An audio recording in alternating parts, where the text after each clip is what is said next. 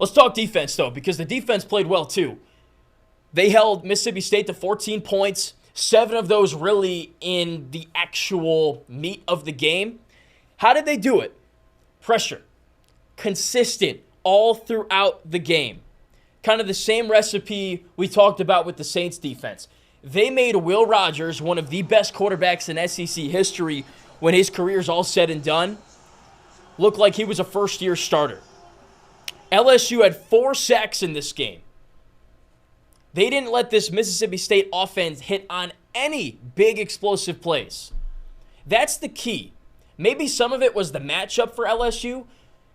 The Bulldogs run more of a pro-style system where, Rogers isn't really the athlete that Jordan Travis is and not the athlete that Grambling State's quarterback was either. This was the first opportunity for LSU to kind of tee off, get after a quarterback that needs to sit in the pocket, go through his progressions and make reads, and can't necessarily get out of the pocket and hurt you with his legs.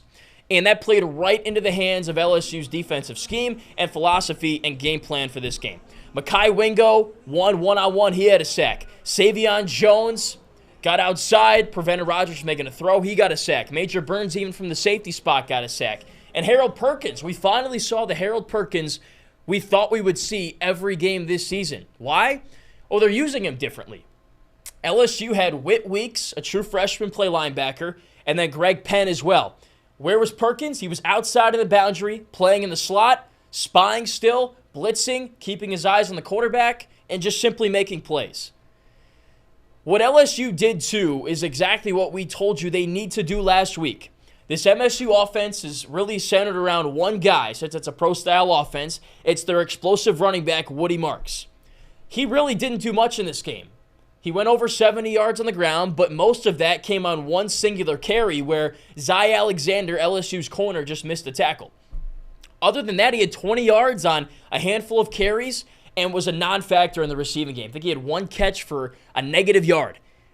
And if you tell me that before this game, yeah, I'd probably say LSU wins by 2-3 touchdowns pretty easily. So that's exactly what happened. And back to Will Rogers, he had the worst game of his collegiate career. And that's not opinion-based. That is statistic, factual-based. He was 11 for 28 for 103 yards, 0 touchdowns. That's his fewest completions as a starting quarterback and fewest passing yards as a starting quarterback at Mississippi State. I don't know why this guy didn't transfer. I'm not going to lie. The system doesn't fit him. He's an air raid quarterback. Guy can sling it. I don't know why he stayed in Mississippi State, but he did. So, again, the pressure was the difference in this game. When you think about, hey, what was different? LSU got embarrassed against Florida State. Bad matchup. Jordan Travis is a great dual-threat quarterback. They've got explosive playmakers at the running back, tight end, and wide receiver positions. And it's kind of it's like a spread option. I don't even know how you would characterize Florida State's offense, but it's just quick. They don't allow you to get into the backfield. They don't allow themselves to be in positions to get sacked. Not the same case for Mississippi State. And you're not going to see offenses like this every week. LSU's going to see more dual-threat quarterbacks. They're going to see more teams that want to get rid of the ball quickly. Grambling State did that. FSU did that. I imagine Alabama will try to do something like that, where the quarterback takes the snap and he gets rid of it in 2 seconds. So unless you literally are wearing a jetpack or some kind of super speed shoes, you are not even touching the quarterback to get a sack, to affect the play, whatever the case may be. But that's what LSU needs to do really in every game, is find a way to scheme and put yourself in positions to get those sacks and to make the other team uncomfortable. Reroute them, in a sense, from what they want to do to attack your defense. I've said this stat a lot. I think it's a very important stat to keep in mind.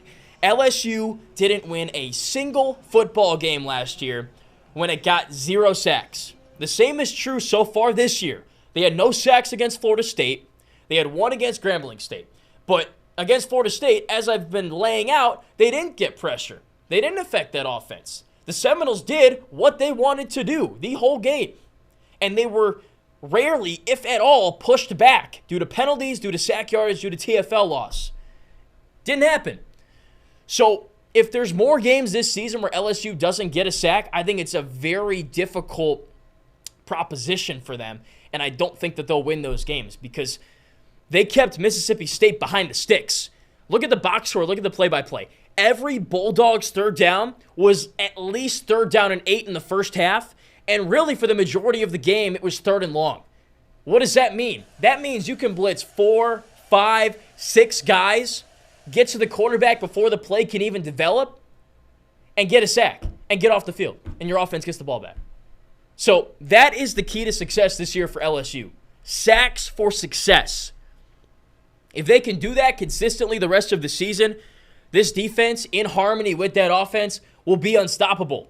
And if the offense is clicking on the cylinders it was in this game, and the defense is getting stops and getting the ball back to the offense that is playing so well, look out for this team. This is the Tigers team I thought we'd see from week 1. Didn't see it. But you know what? Maybe it was good because they could learn from some mistakes they made, and the team that we actually think LSU is capable of being is forming right now. And by the time they go to Tuscaloosa, and by the time they host Texas A&M, they're the team that can win not only the SEC West, not only the SEC, but maybe an entire national championship.